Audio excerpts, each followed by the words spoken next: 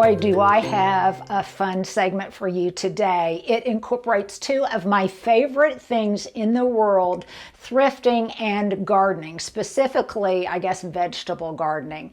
And so today I'm putting together a beautiful fall arrangement using some thrifted treasures that I found. And Stuart, I want to kind of reveal to people, this is what I'm going for. And the star of this show are these wonderful peppers. And nothing gives me more pleasure. I don't care what it is. I don't care if it is persimmons on a branch, apples still on the branch, crab apples. I just am in love with any kind of fruits or vegetables or berries that are still on the branch, because I think they give you a flexibility and a drama to your arrangement that you can get out of nothing else. So you can see here, I've almost got this complete. And I'm going to show you what my elements are, but you'll notice this is what I am going for. You can see it really takes up center stage on my mantle, but I'm going to show you how we finish it out later. But first things first, and let's talk about what thrifted items make wonderful candidates for this kind of arrangement. Well, we all go thrifting, I think, for different reasons. Some people go because they're looking for things to resell. Some of us, like me, sometimes we go for our wardrobe, but a lot of times we're going for home decor items. And for me, the biggest category I go for are things that I can use typically in a seasonal way, somehow incorporating flowers or vegetables, something organic into them, that I can take something that's not such a much and really transform it into something dramatic and magical. So a lot of times I talk about different categories that I go for when I go thrifting, like metal things or useful plastic things or baskets. Well, there's another category that I often thrift for. And as I talk about this category for me, I want you mentally to go through your own home and your own spaces, your own still life areas, and think what shape you would be going for. So whenever I go to the thrift store, I look for things that are long, semi-rectangular, but that are long and narrow, because I have several mantles in my home and I like to decorate them for the holidays. But I also have two long rectangular dining tables for which any kind of centerpiece that is long and narrow and rectangular works great. And because I like to use different kind of textures and different kind of materials, I am open to any kind of material, whether it's a basket or a ceramic or metal. So some of you have seen this before. I got this at an antique store, actually, kind of a secondhand antique store. This is just along what I think of as a baguette basket, and I'm going to be using this once I'm 100% on the mend to have a baguette party. But I love this. I love its shape, and it could be filled with myriads of things from, it goes on and on, the things it could be filled with. Like right now, just spilling over with gourds and maybe dried hydrangeas would be absolutely beautiful. So this is one thing. Another material category that I always look for are ceramic plates, and I actually collect these kind of ivory colored white ones because I use them so much in entertaining, but also in my home decor. Now this would look great hanging on the wall with other similar types of items in kind of in a congregation above your mantle, but it would also obviously be very useful. I could just set it in between two candlesticks. I could fill it with fruit or vegetables or whatever, and it would be very pretty. And I got this for pennies at the thrift store.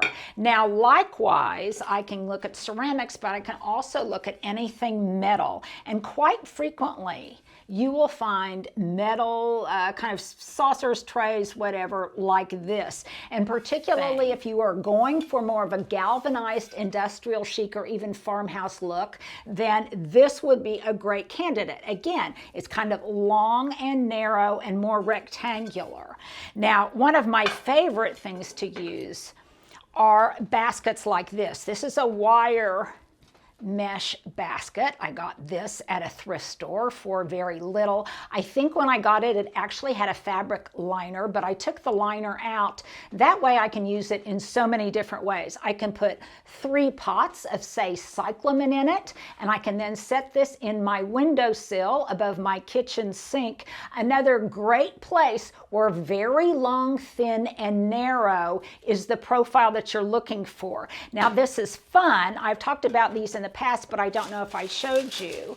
So again, I love this shape meets something from the garden. So these are dried okra pods.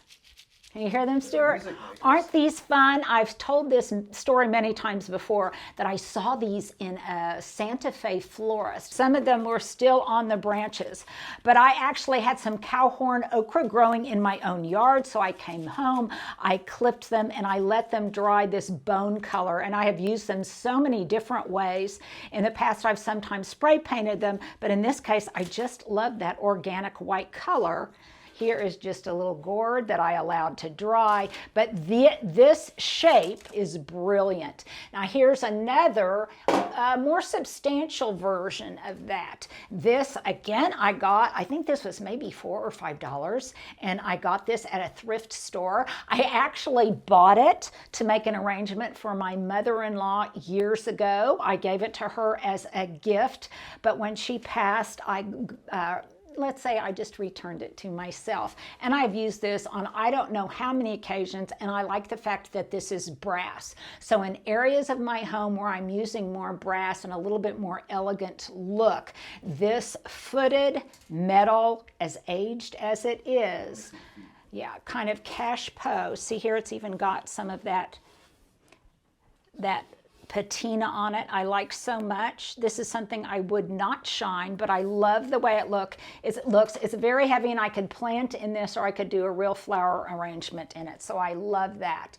And then lastly, another category that I always look for in terms of that long, narrow, rectangular shape, and that's things that are wooden. Now this is one of those wooden dough bowls that you see so many of right now.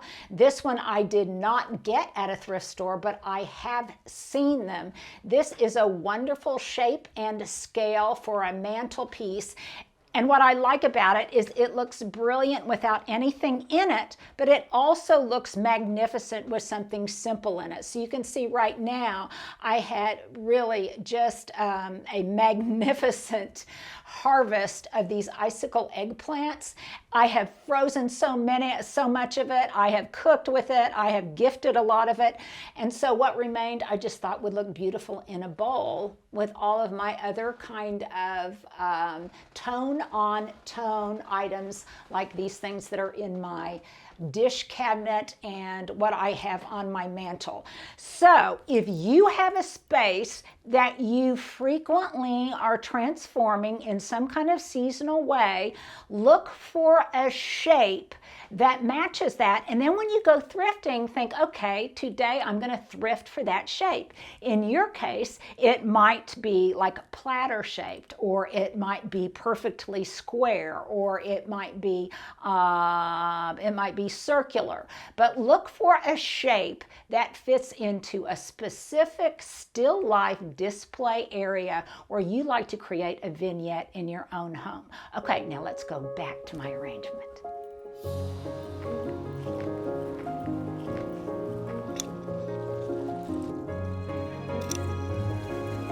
Okay, Stuart, how gorgeous is this? Look at these purple peppers. These are some zebra tomatoes, I think. They aren't ripened yet, but look at how gorgeous that fruit is and how particularly beautiful it is because it is still attached to the stem. And what that does is it really serves a utilitarian purpose, because then I can use that stem to secure it in place in my arrangement. So again, this is what I am putting together, and definitely my muse was these beautiful, or were these beautiful peppers still on the branch, some of my yellowing eggplant, and then as a container to kind of be the canvas upon which I will paint my tableau is this wonderful metal long, narrow, rectangular tray. Some of you watched the video. Stuart, at the end, let's put up one of the thrifting videos where I got this, along with some of the other videos where I'm referencing like harvesting these peppers and things. And we'll put those up at the end, you guys. But I got this tray. I think it was maybe $4 or $5, Stuart. It is fairly watertight, but just to make sure, what I did was I placed in it, and you guys, I love these. I got these off of Amazon, and I will link to them because a lot of times I use them indoors to protect my surfaces when I bring my topiaries and things in. But what I did was I just placed one of them, and again, this is plastic and watertight, inside my metal tray to protect it. Not that it really needs protecting because it was old and secondhand, but mostly so that no water would leak out. So I placed it in here, and then I put in some of this fiber foam. And I've talked about this before. This is an alternative to Moist Oasis, and we'll put a link to this too. I got this online. It is basically just kind of a wood fiber foam. Now, I will tell you, I really like it, and I use it in place of Moist Oasis right now, or Wet Oasis, but it doesn't work quite as well. It isn't quite as malleable, and it doesn't hold things quite as securely. Nevertheless, because it's a better ecological alternative, that's hard for me to say, eco-alternative, in that it's not synthetic, this is natural, and I can just throw the whole thing into the compost bin when I'm finished. I prefer to use this. Now then, once I got it in and I watered it down, I really made sure it would absorb as much water as possible. Then I secured it with just some floral tape. Stuart, can you see that right here? Okay, I just secured it with some floral tape so that it really wouldn't move around too much. And then I was ready to start my composition. Now, I knew that I wanted these gorgeous cherry red. Is this a cherry? I guess it is a cherry red. These tomatoes, these are, I think, the chili pie pepper tomatoes. This was an AAS. I grew these from seed. I love them. They have good, strong branches. And I wanted these to be the star of the show for multiple reasons. Number one, I probably would have done this arrangement anyway, but this year, because I was unable to spend much time in my late summer, early fall garden for a number of different reasons, I really felt like I was giving short shrift to these beautiful peppers, and so I wanted to celebrate them in some way. So we harvested all of them, and look, by the way, you guys, okay, so I harvested this, all of these all came from my garden. You can see more of them here. I'm going to go ahead and put this one in place. See how beautifully and easily it just tucks in there and supports that kind of heavy branch, and I love the way it kind of cascades over and undulates. If I wanted to do a completely different color palette, you guys, if I wanted to celebrate the purples of autumn, maybe with some purple fall foliage or something, I could do that. I could, as a base, maybe use some of these fig leaves, but look how beautifully they cascade off of the stem. Now, Stuart, am I crazy? But can you two see the intrinsic beauty of these? They just are really, really gorgeous. It's the end of the season. If you still have tomatoes growing, a lot of the foliage has probably got all sorts of spider mite on it. It's looking less than its best. But you've got those beautiful cascading tomatoes, which I think it's just so constant spry to use these kinds of vegetables and fruits in your arrangements. And this, as I said, if you wanted to do something all in deep purples, ooh, maybe a cardinal red, that would just be beautiful, I think, for a little bit later in the fall. But right now, it's more about Indian summer. But oh my gosh, I'm getting all sorts of inspirational ideas with this color palette. Now, I just went outside as I was getting ready to put my garden to bed a little bit earlier this year than I normally do, and so I cut all of these. But look, at the florist, they're selling these. Now these, at Trader Joe's, these were $3.99 for this bouquet of them, but look how many bouquets I got for nothing just by harvesting them out of my garden. Now, you might not have peppers, you might not have tomatoes, but you might have something else that berries or fruits or is a beautiful vegetable that you could use. There might be gourds, who knows? But definitely, I am sure somewhere you have something that could embellish a beautiful container like this in your own home. Okay, so I have these, and I'm thinking that another arrangement with this orange and maybe some Jack B. Little pumpkins, if I wanted to go more of an orange palette, would be absolutely wonderful. Stuart, this color would look great in your house. It would look great in your house. So, okay, so I really wanted to play up the reds and the greens. So before I even went to Trader Joe's to get my flowers, after thinking about what do I have to cut or what don't I have to cut, I realized that my garden was a little bit stingy this year because it was just so dry. So I knew immediately I wanted to get some of these green. They look, I don't know what color that is, but kind of a limey green, apple green chrysanthemums. I knew immediately that I wanted to get this color and this texture to accentuate the pepper. And then I wasn't sure what else I wanted to get. So I saw some of these wonderful golden asters, and I got 2 bunches of them. These are green dragon asters. I got these at Trader Joe's, but you could probably find something in a field, a wildflower that would simulate this same look, goldenrod or something like that. And I think it was beautiful. And again, I was looking more at the green maybe even than the gold. So I got some of these. I got some of these chrysanthemums, and then the other thing that I spied that I thought, oh, so much is this kind of pepper green that I'm going for, and that was these hydrangeas. I did not even realize. You didn't recognize these? Yeah, because it's very atypical, and that's one of the reasons I just love them. They're exquisite, and I can't remember, maybe this bunch was $5.99 or $7.99. Now imagine, if you will, what you would have to pay a florist to produce this. A lot, but you can do it just by putting these different elements together. So I started on this end, and I just put in, as kind of a foundation, I put in some of, let me get my stuff going here, Stuart. Some of these hydrangeas, and I'm not cutting them really long. And again, you might have dried hydrangeas in your own garden that you could use, and you wouldn't have to buy any at all.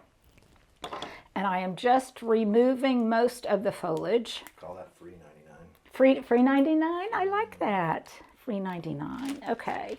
So over here you see that I just kind of wanted to anchor the corner with one of these hydrangeas, and I'm going to kind of do the same here. I think I'm going to take that guy out and anchor this corner. And I don't particularly care that it's not 100% symmetrical, because you'll notice that I also, and the good thing about this foam is you can put it in the side as well, so that you can get kind of that effect of the fruit cascading out the side. But you'll notice that I also cut some of these zinnias that I had growing in my garden. I didn't have, or zinnias, marigolds. I didn't have a ton of them, but I had just enough. And I didn't decide on this until I noticed that it was the perfect color echo with this golden aster. So I put some of those in place. And then the other thing that I noticed, oh, Kel Horror, Stuart, where are those shishito peppers? Perfect. Perfect. Okay. So in addition to those chili pie peppers, I also had some shishito peppers.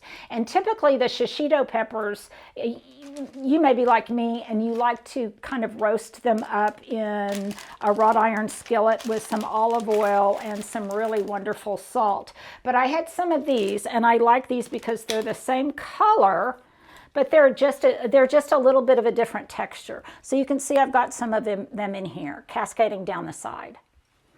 And so it's the same color, but it's just a little bit of a different look. Now, most of the foliage on here is very tired, but never fear, I don't care because I am going to cut it off. And then I'll take them and I will just kind of, at whim, just kind of stick them in here. Again, so they give this look of they just kind of cascade over the side, which does two things. It gives movement to the arrangement, but I also love it because it kind of hides then this plastic terracotta tray in here and some of the tape and other things like that. So then it's a matter of just filling in the rest, and this is the fun part. And a lot of times, you guys, I do this in situ. In other words, I start doing this after I've already got it in place because I am not doing this 360. If I were putting this on my dining room table, and by the way, you guys, that's my question of the day. If you were me, would you have put it on a mantle or would you have put it on your rectangular dining room table? Now, for me, right now, I'm not using my dining room a whole lot, but we are living in this area off of the kitchen by the fireplace. So I really wanted to put it where I would enjoy it. But for you in your home, where would you place it? Now see how there's that wonderful color echo, Stuart, and a little bit of a textural contrast. I have just enough left of these very inexpensive mums. And one thing about these mums is sometimes they're just not as flexible and just they don't have as much movement as I like. So a lot of times I will separate them. I want a little bit of that texture right in there. So you can see it's a little bit weighted to the left, but I kind of like that. I could have done it perfectly symmetrical, but this way I kind of like the fact that texturally and visually it's kind of weighted at the side. I don't have many, but I've got one more. And by the way, you guys, another question for you. Do you love the smell of marigolds? Some people don't like it. And I love it. It reminds me of my first mom, and I just love the scent of it, of marigolds. So then all I really have remaining is to come back in. And all I did for the entirety, the entire expanse of this is what I'm doing now. I'm just removing some of the wispy, whippy foliage that's not real happy. I've got some strong secateurs. And I'm just trying to hit that right balance between it looking full and having enough negative space in there so that I can enjoy each individual element. Do you see what I mean by that, Stuart? If I get it too full and too bushy, then you can't see the different components of it. So if I sometimes put that there, then it would be hard to see the profile of those little peppers. You're taking the leaves off. Okay, yeah. So I'm taking some of the density of this out. Yep, limbing it up. One of my favorite things to do.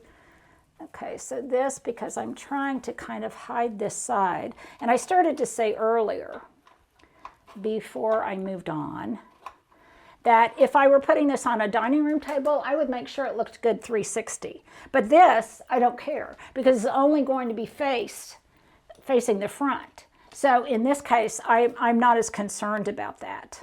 And don't overlook the little tidbits that are left over, like this. These sweet, sweet little buds that give a freshness and a joy to a container that I think you don't get without it.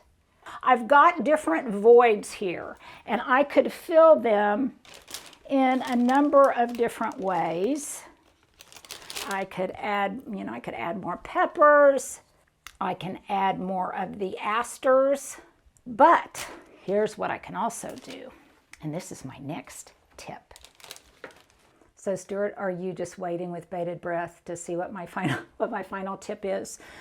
So anytime you're doing an arrangement, whether it's one like this or it's just a normal arrangement, and you have voids that you want to fill, then I think it's really worthwhile to use whatever elements you have as kind of a secondary aside, where it's almost like it's spilling out over the edge and onto the surrounding area. So see how I've got these little voids in here, Stuart, and I can just tuck in different components and you can't tell.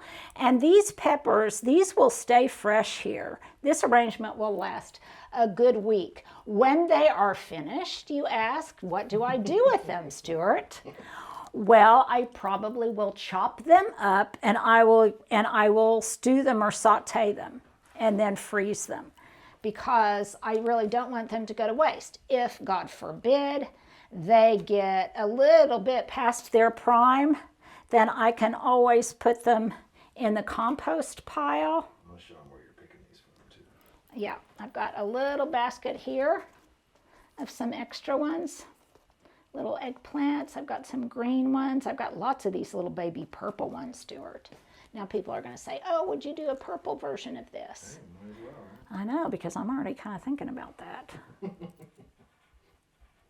And this is kind of like the coup de grace. This is like the very last thing. It's always good to pick them so they have like a little hook on that, because then when you get a little hook, it can kind of ideally hold it in place.